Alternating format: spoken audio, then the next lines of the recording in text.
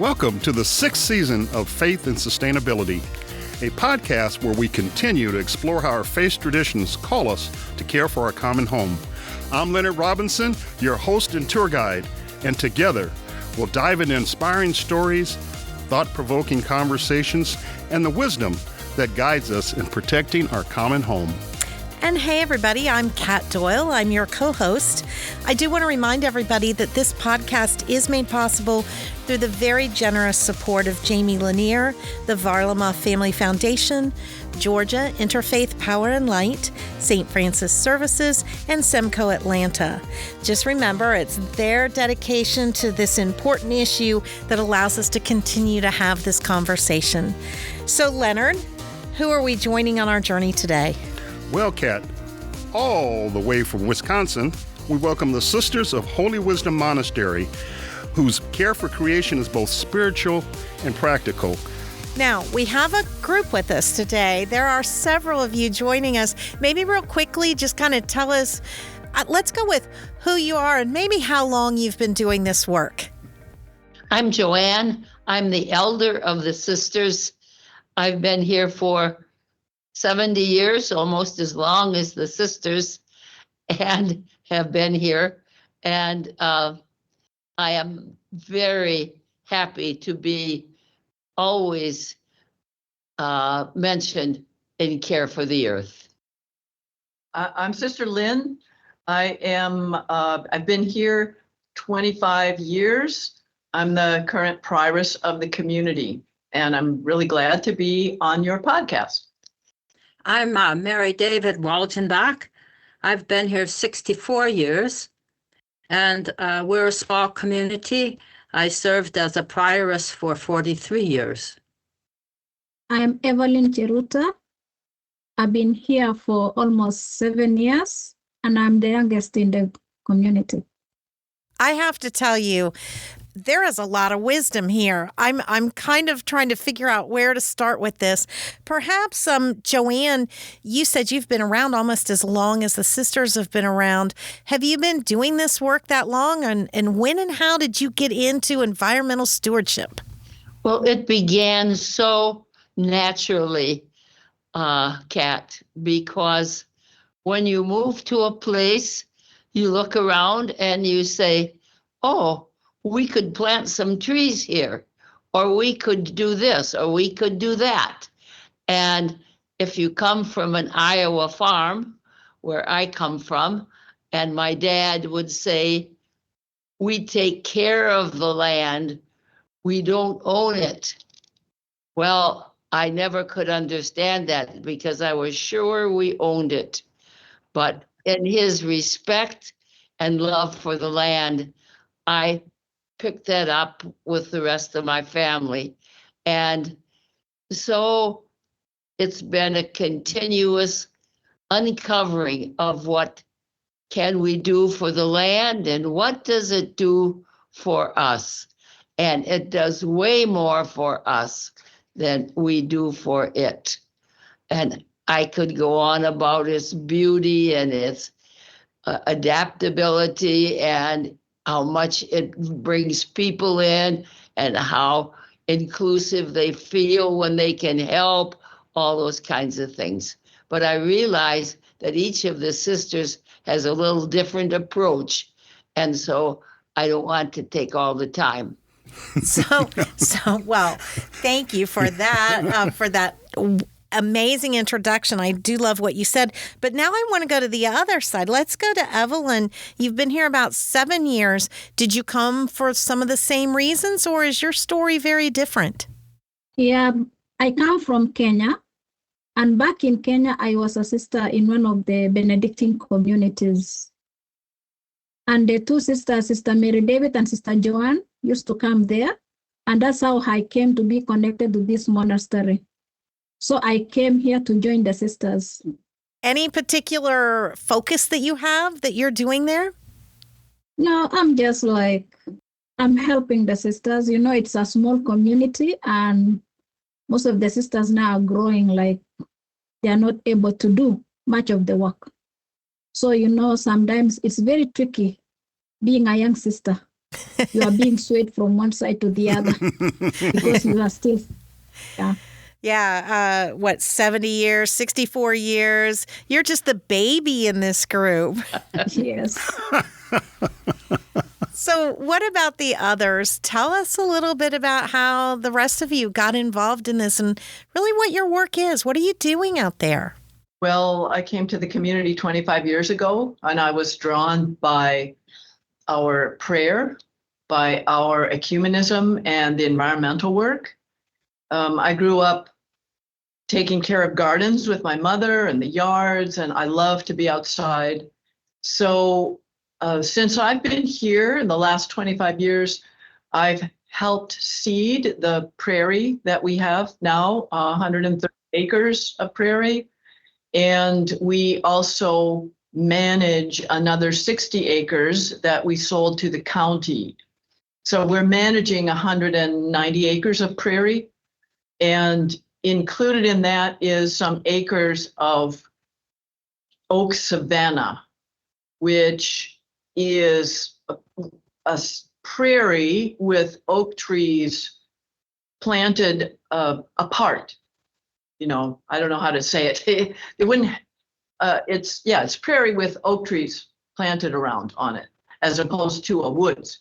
We also have an oak woods here. I just want to, you said the word prairie, your prairie and savanna restoration. I wanted to get into the details of that. What was behind that? What was the inspiration for that? And a little bit, give us a scoreboard of how much you've done and what you're doing. Maybe even start with a definition of prairie and savanna. Help us understand what that means. Well, prairie is different from pasture. Prairie is methodically not planted. I'll tell you, I come from Iowa, and we planted the prairie. We threw seeds out on plowed or tilled land a bit from having corn and soybeans that a farmer carried. So we every year took 10 acres out of farming and put it into prairie. And like I said, you plant the seeds in November. I said, nobody in Iowa plants in November. So I had a lot to learn, but we have a wonderful university here in Madison. We have wonderful dedicated people who work with the county. We started working with them. They helped us get ideas.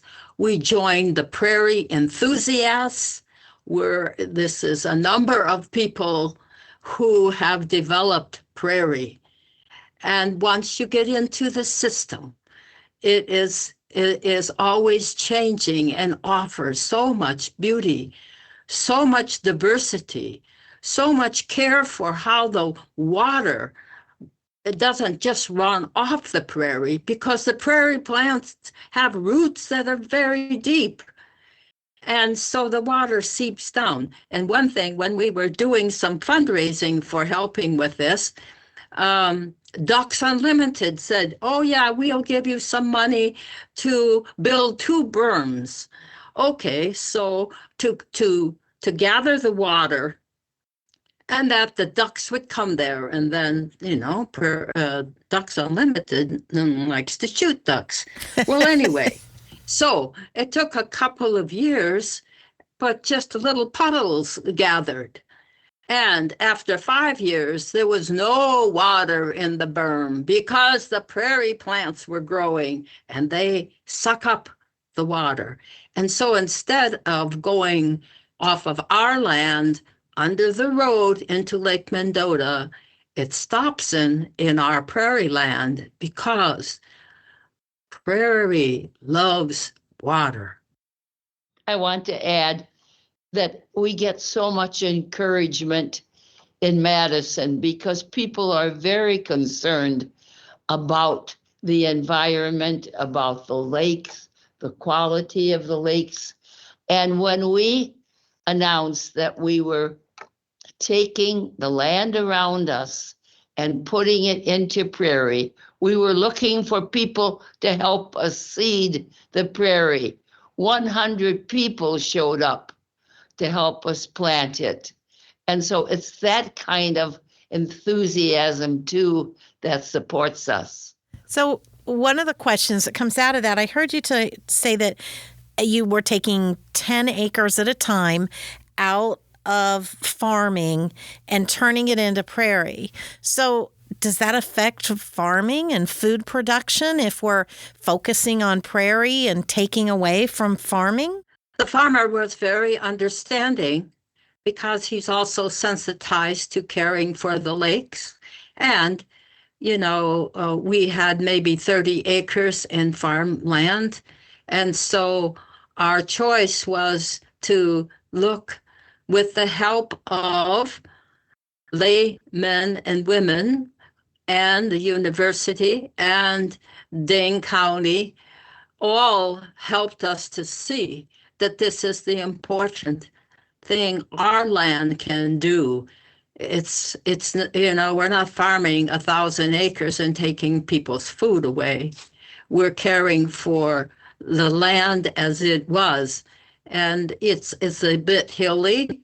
It has oak trees on it, oak woods, as Lynn said, and Benedictines care for the land.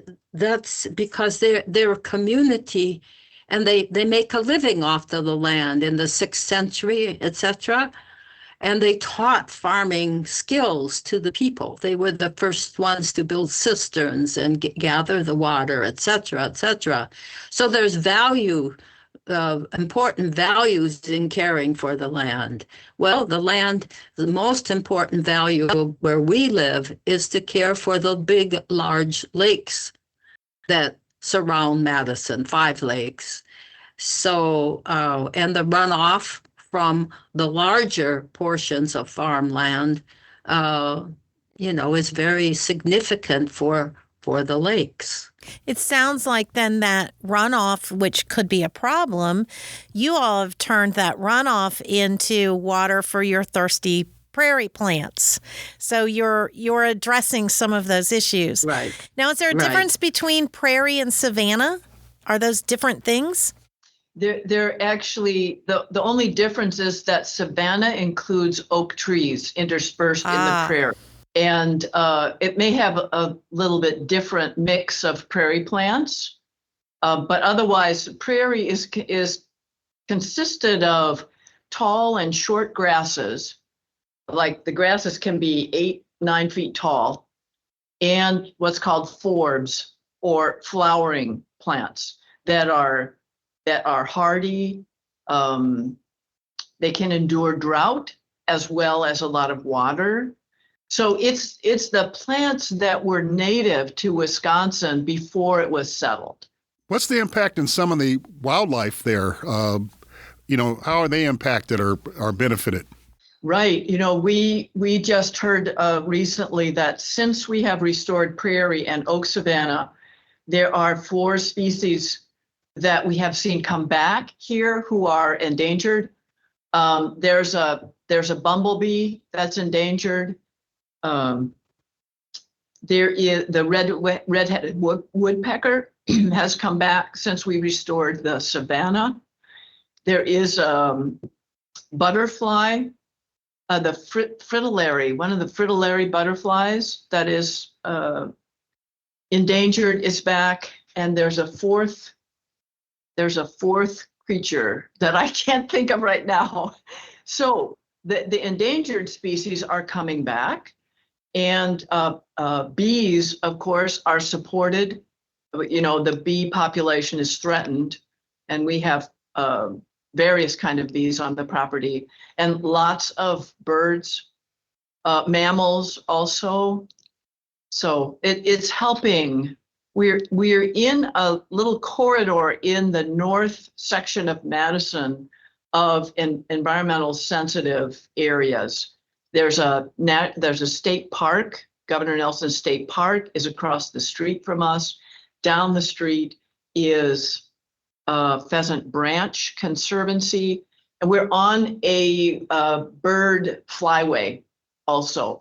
So we get actually millions of birds over the state of Wisconsin. Well, we have a small glacial lake on the property. Oh, okay. 10,000 years old. It's called Lost Lake. But we also have Indian mounds, and so we care for those and respect those as well. So some things just speak to us for care. Very well put. Well, I found you because of the prairie and the savanna restoration. But what other care for creation activities are you doing at the monastery? Well, I think we're doing care for the human being, and also the diversity of human beings. And that flows out of our value of community building. So after Vatican II, we had a school and we closed it and we opened at the request of the first Bishop of Madison, Bishop O'Connor, to open a center, an ecumenical center for people. And so we did that.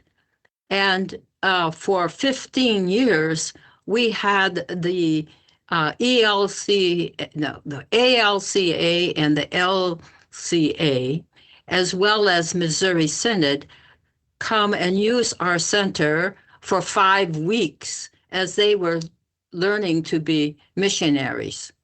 And so community building is very important. And out of that grew our expansion of community to include Christians of any denomination who have worked with us and who bring groups to our place. So it fits in with the prairie. There are many kinds of prairie flowers there, and we all believe in the one God, and we work for the care of the earth, the care of human beings. And Lynn has a whole list of other things that fit in with our care of the land. Well, before Lynn goes, first of all, what an amazing picture you just painted. Each different faith tradition being like all the different flowers growing together on the prairie. I love that picture. I think that's a great way for us to look at it. And we know that, of course, the Catholic Church is not the only faith community that cares about the environment and the people and the plants and all of that. So I love that you guys are doing that. But we've seen pictures of where you live. And when you look at those pictures, especially those overhead pictures, I see a whole bunch of solar panels in your area. Tell us a little bit about the solar panel project and the work. I assume that means that's looking at net zero and an energy initiative around net zero. Yes. We this last year became the first net zero retreat center in Wisconsin. So when we built our monastery in 2009, we built it as a LEED certified building, and it was rated at the platinum level, which was the highest level at that time. It was the highest LEED building for new construction in the country at that time. Now, more construction has happened since then. And so we put geothermal wells and solar panels on this building. And since then, we have been wanting to do the same for our other building and become net zero as a campus. So in 2024, we added the ground-mounted solar panels. We had previously added solar panels to the retreat and conference retreat and guest house. So now, and we added geothermal wells and heat pumps to our retreat building. So throughout the course of the year, then we generate all the electricity that we need. And, during the summer, we generate more than we need, and that goes back to the grid. And then during the winter, we're still connected to the grid. Thank you for including that in care for the earth, because it never quite occurred to me that that's what it is. Oh, yes. Yeah. I think it's really, I love that you said that you are still connected to the grid and that the excess you produce is going back to others who might need it. Because I think that's something we do have to look at when we're looking at vulnerable communities and groups of people, and the ability when we can produce more to help them. Now, does this net zero and the solar panels and all of that, is there any conflict with that and the prairie that you guys are seeding and growing? Do those work well together? They do actually, and there's a beautiful story that our land manager tells. When we dredged our glacial lake back in the late 90s, we put the dredgings on a field next to the lake, okay? So then a few years later, we planted prairie there. Well, we've had a hard time getting the prairie to take hold because there were so many seeds in the dredging that had flowed into the lake over the years that it was full of thistle seeds and all sorts of things that don't belong in a prairie. So we were unable to grow prairie there. And finally, our land manager said, the land is trying to tell us something. It can't support prairie there, but perhaps it could support the solar panels to become net zero. And so we needed to listen to the land, what it was saying to us. So that's how we determined to put the solar panels there on that field. And now it's sown with grass and things that keep the soil in place. And not only is there not conflict, but the deer and the turkey who live on our property, that's one of the favorite places they like to graze. So, and last year we discovered there were robins who had made nests on the back of the solar panels. Oh, interesting. So it doesn't seem to conflict with them. It's provided more nesting space. Very, very, very good. Well, that is such a great story. And, as we start to wrap up, I just wanted to thank you on two levels. Thank you for all that you're doing. And then thank you for sharing your story on the podcast. And we really, really appreciate that. And what we would like, just a quick, one of you, a call to action for people of goodwill who are listening to this podcast. I think one of the calls is to work with people who have a sense of prairie or have a sense of caring, and open it up to people who don't have that opportunity. So like we have on Sunday, sometimes it's called Kids on the Prairie. We will have 100 kids come out with their parents to experience the prairie. And like this old monk said many years ago, the first book of life is nature. The second book of life is the scriptures of the faith communities, the world's faith communities. So that's where community is so important. Nature shows us first how to live in community, diversity in community. That's beautiful. I will tell you that having grown up in southwestern Ohio and going home to visit my hometown, I was surprised when they told us the Catholic Church was letting its campus go back to natural prairie. And I was shocked because I didn't know southwestern Ohio was prairie. This has been an amazing conversation. We have really enjoyed getting to know a little bit more about all of you. We appreciate the wisdom that you've brought to the conversation today. We hope that everybody listening is now a little bit more aware of the prairie, its importance, how it works.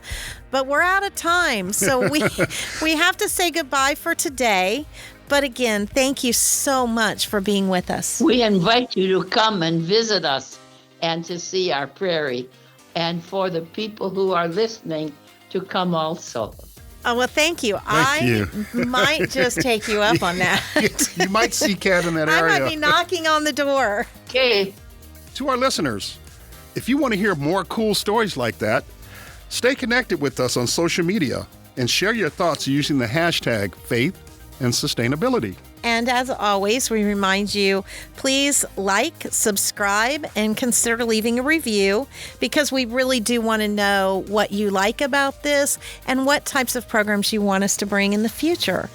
But Leonard, until next time, meet us right here at the intersection of faith and sustainability. The preceding podcast is a production of the Roman Catholic Archdiocese of Atlanta. Copyright 2025.